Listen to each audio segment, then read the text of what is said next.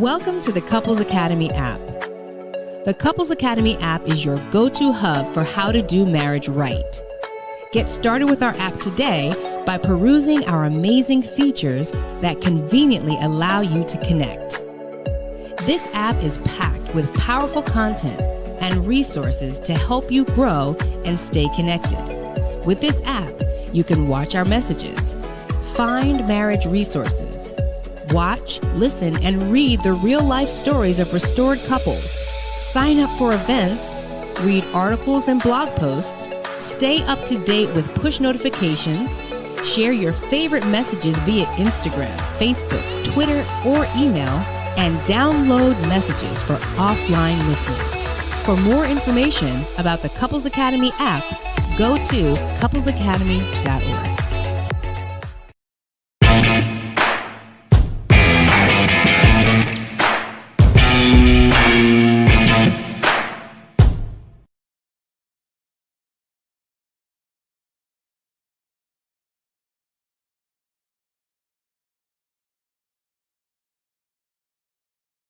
Hello. Welcome to SOS, Saving Our Sex Lives One Bedroom at a Time. My name is LaKeesha Hines. I am so excited to be here with you guys. How are you this evening? I see I already got comments in here. I'm listening. Ben, Faithful, JG, what is going on, people? What is going on? How you guys feeling tonight? Let me know where you're streaming from. Let me know where you are tuning in from. So happy to have you guys. Hi, JJ. Hi, JG.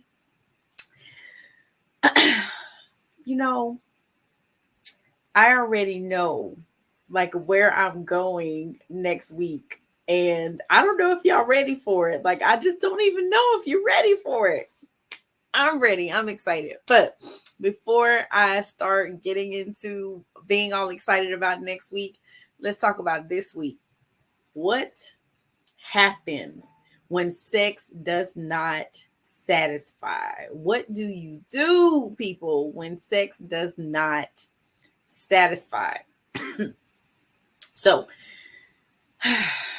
we've been talking a lot about how sex changes over time. Last week, we were talking about what happens when you get over 50 and what that looks like, right? And what you can expect with sex over 50. And so we're talking about, all the different changes that we go through and the seasons. And it's just so much that happens in a marriage when you've been with a person for a really long time. But this is really tonight about patterns, right? That maybe you have developed, maybe patterns that you brought into your current marriage or your current relationship. And there are times where people actually will try to use sex as a way to fix their problems. And I can tell you, most often, that does not work. We know that there are issues that come up in relationships where, couple just, you get to a point where you feel like these issues are impossible to solve. And you just get to a point sometimes where you feel like there's nothing we can do. And let's just have sex. Let's see if that helps. So sex cannot solve all your problems. It can help with some, but not all, right? So what I want to talk to you guys about tonight is ways that you can see if you use sex as a way to solve your problems versus dealing with your problems head on. When you use it as a way to avoid dealing with something else, it really takes away from the joy that you could be experiencing having sex with your partner or with your spouse. All right. So first way, first sign, first thing to look for to determine whether or not you are using sex to solve your problems is you rather have sex than deal with your emotions.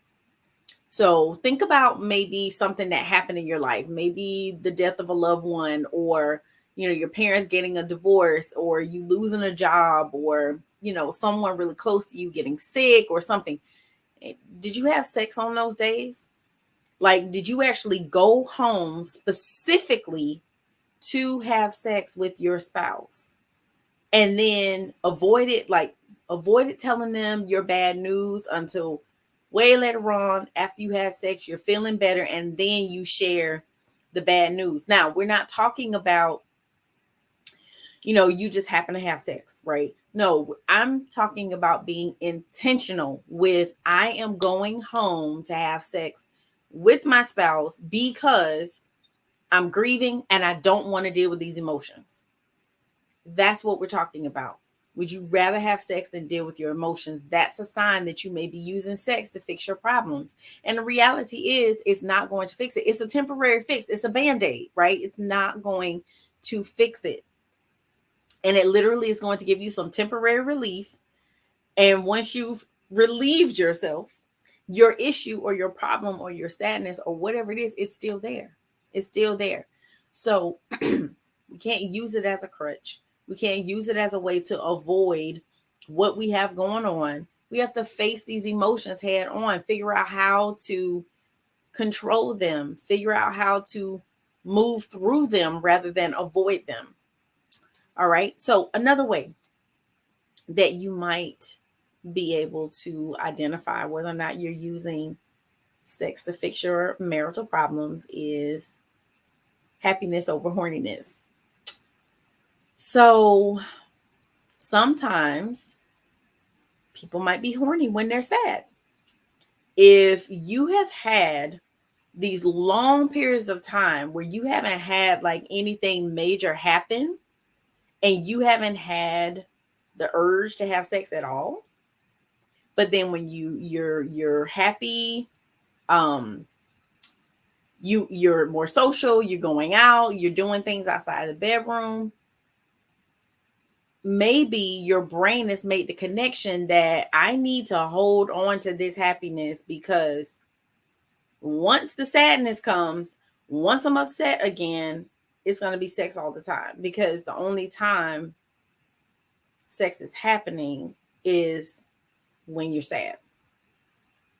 So again, this is not everybody. These are signs that you could be using sex to avoid dealing with your problems.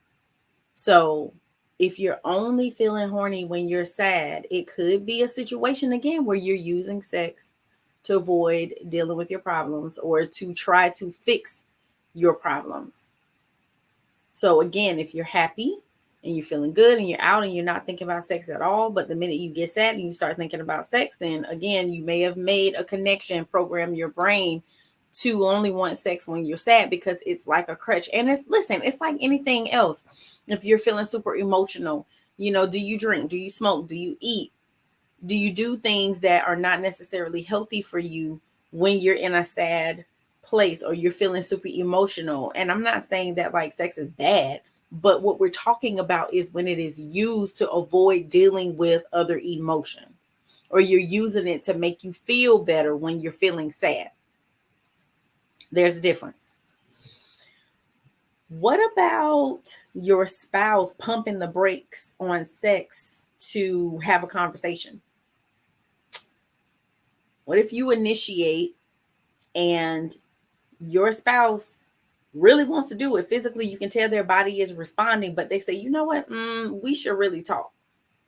And if it's you, ladies, who are initiating the sex and that man pumps the brakes on sex, knowing how much they love sex, that could be a sign that you're using sex to try to fix your problems.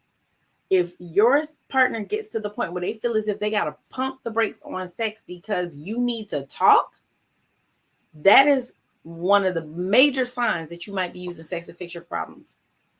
So if you are in a place where you're using sex to fulfill a need without addressing the need for emotional connection, then you're using sex to harm, not bring life. And the reality is this: sex was meant to flow out of an emotional relationship, not dominate the relationship. And so when it does dominate, where you haven't had a solid foundation built emotionally, then your trust and your love quickly begins to decrease. So we have to have that emotional connection, that emotional relationship, and not try to use sex to fulfill or fill that void of emotional connection, because it can never fill emotional connection's shoes. And that's the truth. All right. Do you have to be drunk? Do you have to be inebriated to have sex?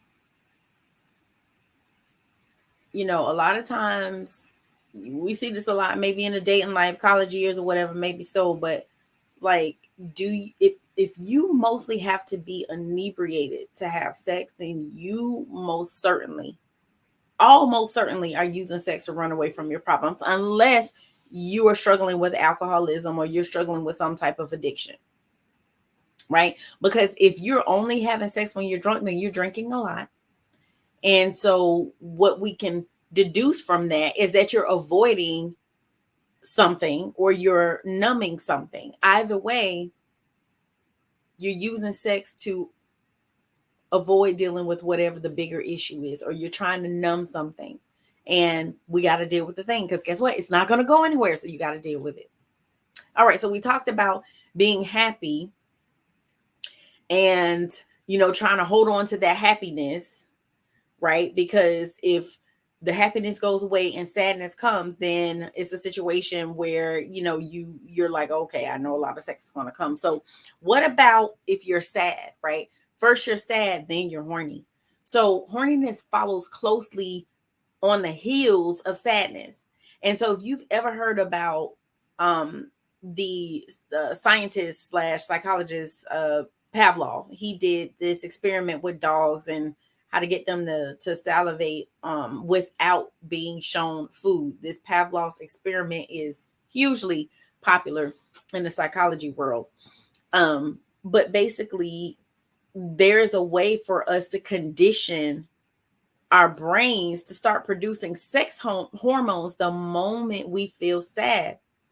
So if you are frequently turning to sex to run from sadness, then you're conditioning your body to respond and produce sex hormones as soon as you feel sad.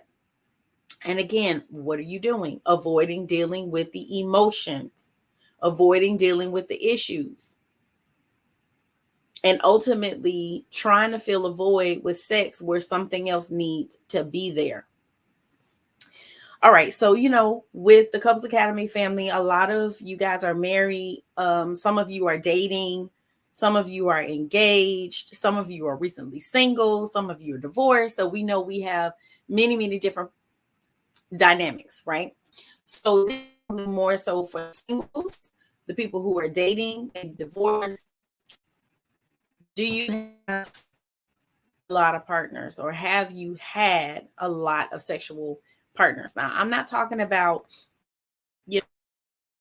like upwards of 100 partners.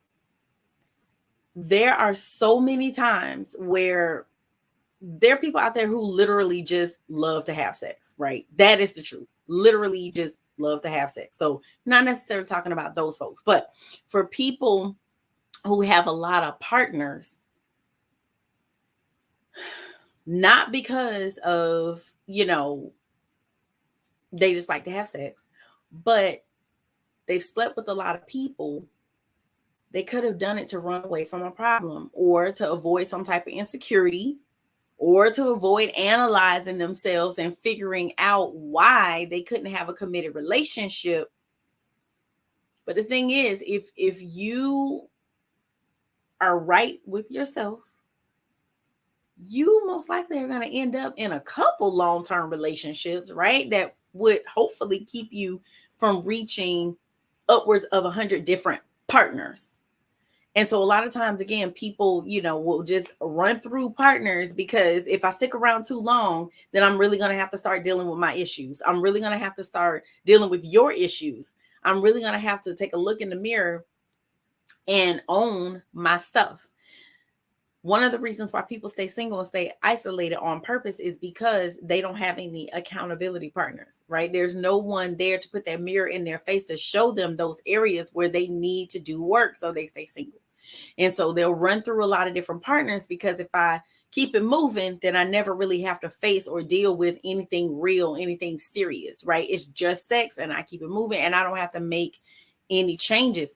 But you're really doing a disservice to yourself and the people who you're interacting with. So I'm not saying that just because you have a lot of partners that you're using sex to avoid, but what I am saying is this could be one of those signs that you are.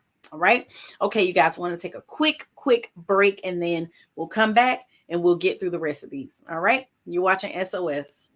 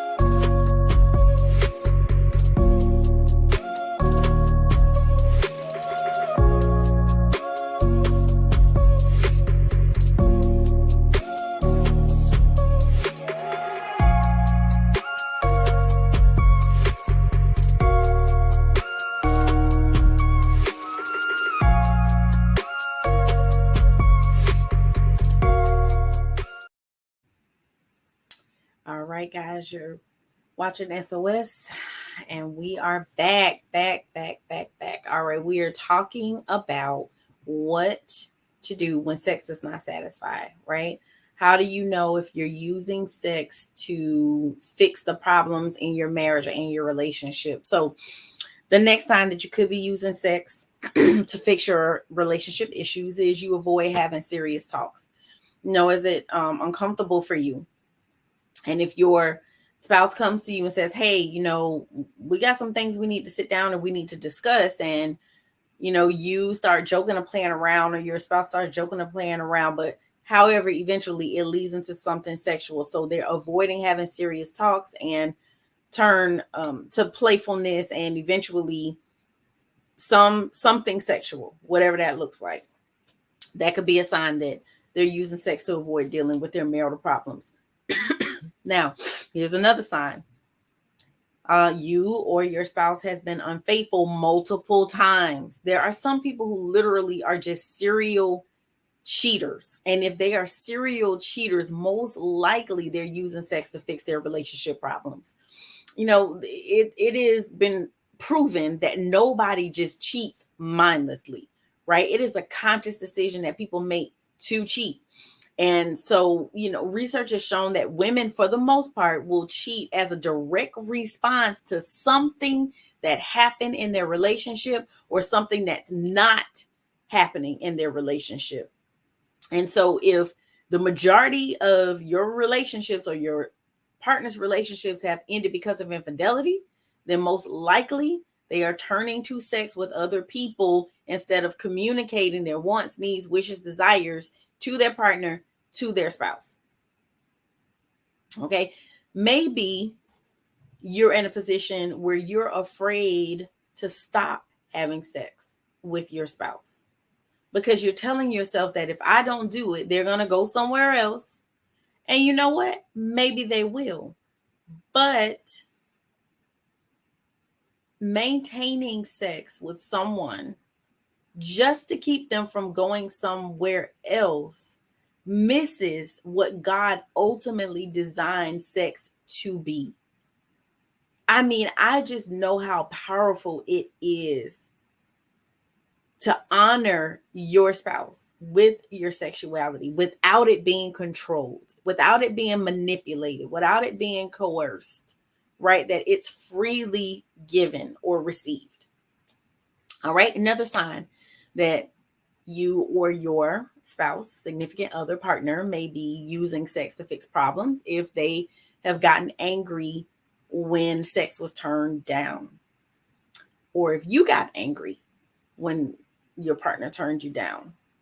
You know, have you been furious that they didn't want to have sex when you did, or they were furious that, you didn't want to have sex when they did? And it's not a situation where you necessarily feel like you're not attractive or dealing with insecurity issues, but maybe it just was you weren't getting the type of help or attention that you needed. And so definitely we should be there to comfort each other and support each other when we're going through things.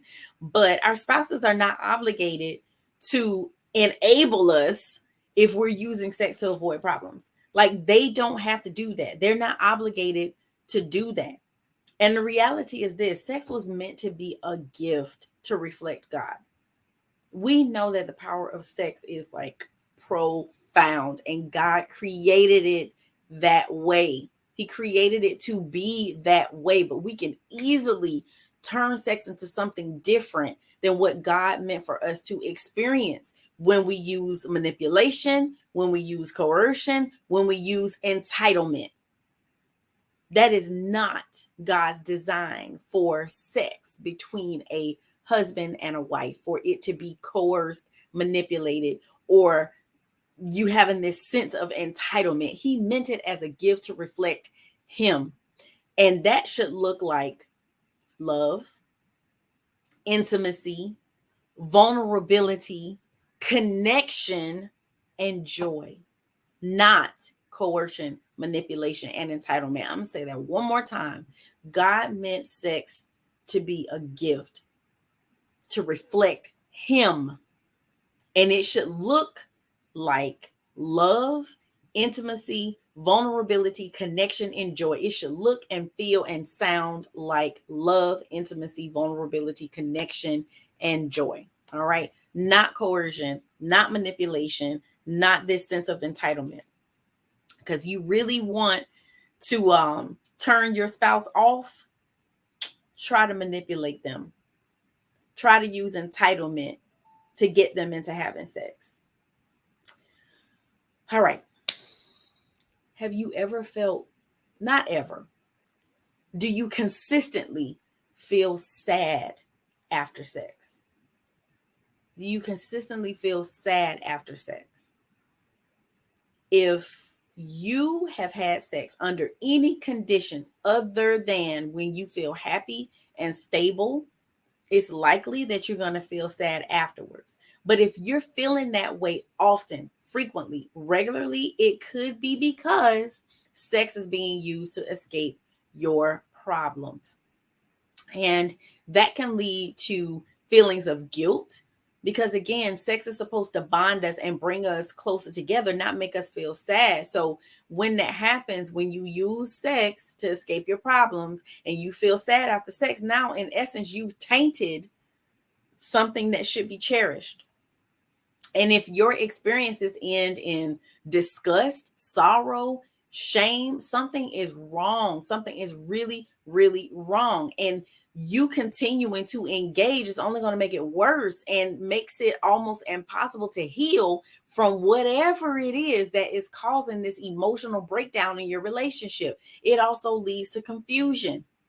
And it puts you in this place of you just don't know what's going on. You don't know what to do.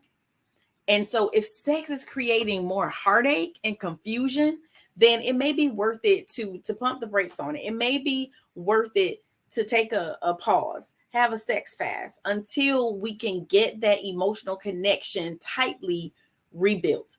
If you really want to experience what God really intended for sexual intimacy, you cannot keep sex separate from emotional intimacy. And you have got to allow yourself to get back to building a relationship where you both can thrive. But that starts with building a solid foundation. All right. So I want to encourage you guys that if any of this applies to you, that we got to do something different, because sex should not be making you feel sad. Sex should not be used to fill a void. We should not be manipulating or coercing our spouses into having sex. We should not be avoiding talking about issues that we need to discuss to have sex, right? Putting sex in place of the real work that we need to do. I want to shout out the rest of you who joined. High Faith, High Saved 16902, Chef Spawn. How you doing? How you doing? So let's see here. Mr. Ben, I see your comment, and I am not exactly sure that I understood everything that you were saying. You say going, let me see, sounds like okay, on a different path. Foreplay should never die, only intensify. 100% agree with that. What do you do when sex with your spouse is basically masturbation? I'm not sure what you mean by that. Obviously, I know what masturbation is. Are you saying that, all you're doing is masturbating? I'm just not clear with what you mean by that. You say it's messing with your core values of no self-pleasure while I'm in a relationship, unless surgery or childbirth. I think what you're saying is the only time you think masturbation should be happening is if there is a surgery or there's a childbirth, meaning that your partner cannot have sex. Is that what you're saying? I don't know. But you said it makes me depressed after 4 days. I think you're saying that after you have sex with your spouse, you feel depressed afterwards 4 days.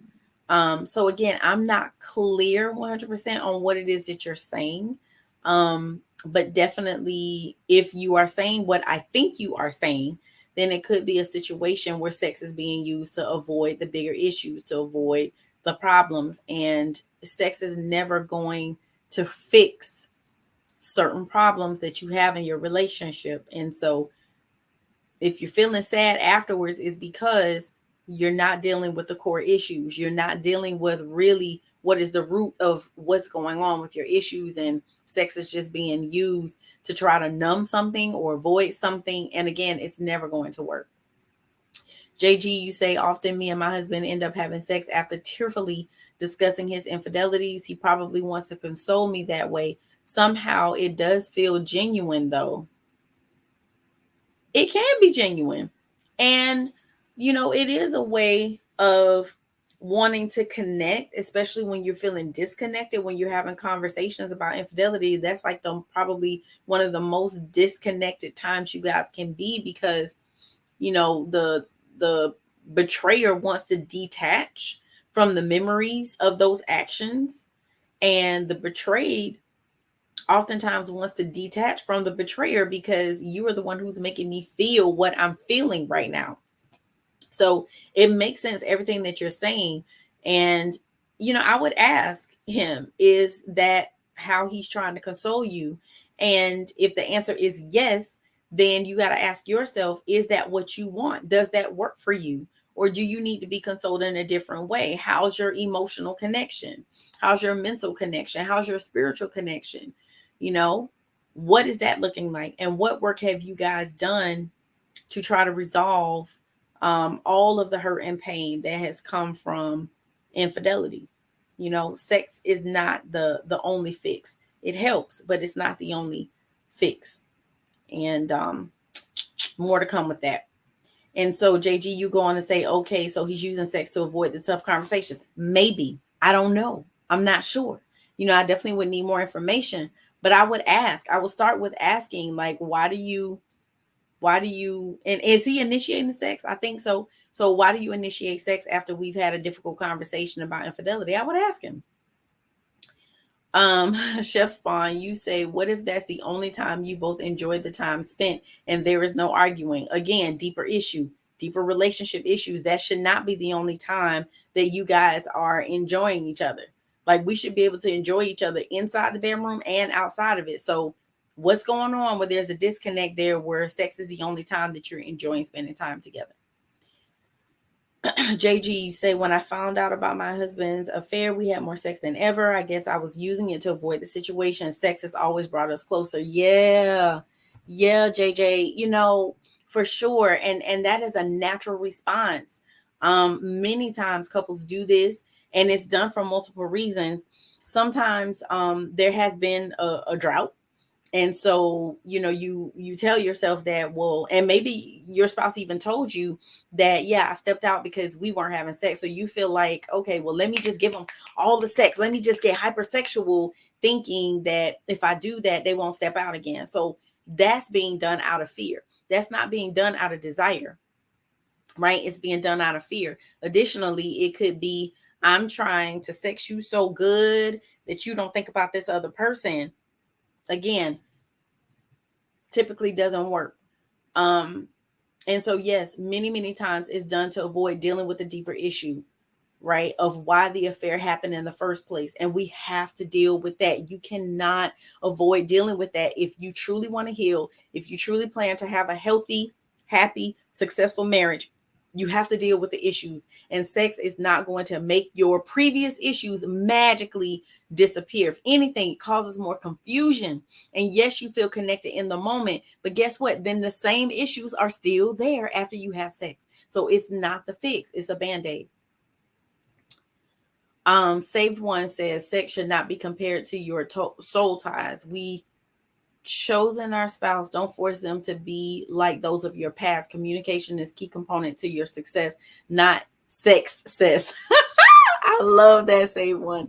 Yes, you're absolutely right. And what you're saying is, when we're intimate with someone, we have sex with someone, there are soul ties that form. And you're saying we chose our spouses, and so we should not try to put them in the X box, right? And that we're to accept them for who they are, but then also we're supposed to create new memories and new experiences with our spouses and not compare them to our past sexual partners. 100%. Yes, agree with you. Dark Knight K, you say, good evening from New Jersey. Good evening. Divorced, no partner now, so no sex for me right now. I'm okay with it right now. Not going to do that with just any lady just because I'm a man. Yes, sir. Thank you. Can you teach a class? Can you teach a class for men and women? Oftentimes we do jump into having sex. And before we even really get to know people, you already know what the Bible say about it. But I'm saying that we oftentimes jump into relationships with people, become intimate too fast. You don't even really know if you like this person, and here you are giving your body to them. So we do need to be cautious and careful. We need to be selective with not only who we're giving our bodies to, but our time to, our hearts to, our minds to, right? We need to guard those things for sure. So thank you for sharing that, Dark Knight. That was beautiful. So you guys, we're over time, and I don't even understand how. So guess what? Next week, we will be talking about the times where sex does help you resolve some of your marital issues. So make sure that you tune in next week, because there are some things that sex actually can resolve, actually can fix. So we're talking about that next week. So make sure you tune in. Don't forget to like, share, subscribe, share with your friends. Let them know what's going on over here in the dungeon. And I look forward to seeing you guys next week. All right. You guys have an awesome night. Thank you so much.